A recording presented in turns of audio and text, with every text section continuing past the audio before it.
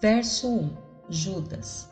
Isso quer dizer Judas, não o Iscariotes, servo de Jesus Cristo e irmão de Tiago. Ele não diz, e irmão de nosso Senhor, pois sabemos que Tiago e Judas estavam, ambos, entre parente do Senhor segundo a carne. Mas agora, segundo a carne, ele não mais conhece a Cristo, mas está contente e feliz por ser conhecido como servo de Jesus Cristo e irmão de Tiago. Santificados em Deus Pai. Pelo decreto da eleição, a definição dos eleitos é geralmente atribuída a Deus, o Pai, aos chamados e conservados por Jesus Cristo. Temos aqui uma descrição muito abençoada de toda a obra de nossa salvação, separados pelo Pai, unidos a Cristo e preservados nele, e então, no devido tempo, chamados pelo Espírito de Deus. 2. Misericórdia e paz e amor vos sejam multiplicados. As cartas cristãs devem estar cheias de amor e boa vontade. A dispensação cristã respira beneficência, é plena de bênção, misericórdia e paz e amor vos sejam multiplicados. Que a Trindade Divina lhes conceda uma tripla bênção. 3. Amados, procurando eu escrever-vos com toda a diligência acerca da salvação comum, tive por necessidade escrever-vos e exortar-vos a batalhar pela fé, que uma vez foi dada aos santos, no sentido de ser uma vez dada aos santos a fé dos cristãos. Não é algo variável, não é uma coisa que muda de dia em dia, como alguns parecem supor. Em vão imaginam que uma nova luz é concedida a cada nova geração. Não, a verdade de Deus foi dada uma vez, foi estereotipada, fixa, e devemos guardá-la tão firmemente quanto Deus nos conceda. 4. Porque se introduziram alguns. Eles, covardemente, não confessaram a sua heresia. Quando eles vieram, eles não teriam sido autorizados a entrar, se o tivessem feito, mas furtivamente subiram ao púlpito, professando ser pregadores do Evangelho, quando eles reconhecem em tudo que tinham a intenção de miná-lo. Os mais vis de todos os homens são aqueles que agem assim. Há certos homens se introduziram com dissimulação. 4. Que já antes estavam escritos para este mesmo juízo, proscritos por Deus como traidores há muito tempo, aqueles que não são corajosos de suas convicções. Provavelmente não têm convicções em absoluto, mas procuram minar a fé que eles professam sustentar. Homens ímpios, que convertem em dissolução a graça de Deus, e negam a Deus, único dominador e Senhor nosso, Jesus Cristo, antinomianos, que convertem em dissolução a graça de Deus, falsamente declarando que a lei não tem força reguladora para a vida de cristão, e dizendo que podemos fazer o mal para que venha o bem, e socinianos, que negam a Deus, único dominador e Senhor nosso Jesus Cristo. 5. Mas quero lembrar-vos, como a quem já uma vez soube isso, que havendo o Senhor salvo um povo, tirando-o da terra do Egito, destruiu depois os que não creram. Se não temos fé real, nós podemos aparentar seguir um longo caminho para o céu, mas não entraremos na Canaã celestial. 6. E aos anjos que não guardaram o seu principado, mas deixaram sua própria habitação, reservou na escuridão e em prisões eternas até ao juízo daquele grande dia. Vejam, então a necessidade da estabilidade, a necessidade de permanecer na fé e permanecer na prática da mesma, para que não nos tornemos como os israelitas, que embora saíram do Egito, deixaram suas carcaças no deserto, ou como os anjos que, embora estivessem na presença de Deus na glória, caíram para as profundezas do abismo por causa de sua apostasia. 7 e 8.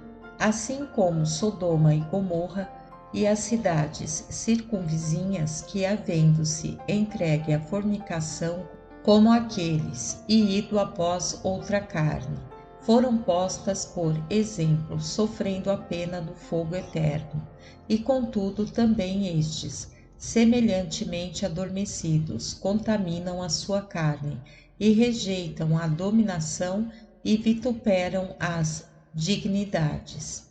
Eles lançam fora todas as restrições, eles afirmam ter liberdade para fazer o que gostam, e quando repreendidos, eles proferem palavras maledicentes contra aqueles que honestamente os repreendem.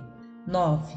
Mas o arcanjo Miguel, quando contendia com o diabo e disputava a respeito do corpo de Moisés, não ousou pronunciar juízo de maldição contra ele, mas disse: O Senhor te repreenda. A que isto se refere? Eu tenho certeza que não sei. Eu não posso pensar que se refere a qualquer coisa registrada no Antigo Testamento, mas a algum fato conhecido por Judas, que aqui fala pela revelação e o registra. Nós acreditamos nisso e aprendemos com isso que quando um arcanjo disputa com o diabo, ele não usa palavras duras mesmo contra ele, pois palavras duras são uma evidência de fraqueza da causa que eles costumam apoiar. Argumentos duros, suavemente colocados, são armas realmente eficazes, mas para alguns de nós leva-se muito tempo para aprender isso e geralmente em nossos dias de imaturidade nós desgastamos nossa própria força pela violência que empregamos. 10. Estes, porém, dizem mal do que não sabem, e naquilo que naturalmente conhecem, como animais irracionais, se corrompem. É algo horrível quando o pecado de um homem passa por toda a extensão de seu conhecimento, e ele pega até o nível de suas possibilidades. 11 e 12. Ai deles, porque entraram pelo caminho de Caim, e foram levados pelo engano de Balaão, e pereceram na contradição de Coré. Estes são manchas, estes são espoliadores, por isso podem ser entregues. Em vossas festas de amor, eles estragam as vossas festas de amor na mesa da comunhão. Estragam a sua comunhão quando se reúnem para adorar, banqueteando-se convosco e apacentando-se a si mesmos sem temor. Alguns dos melhores cristãos que vêm à mesa do Senhor chegam ali em grande temor e tremor. E eu conheci alguns que tiveram um direito inquestionável de estar ali, quase receosos em vir.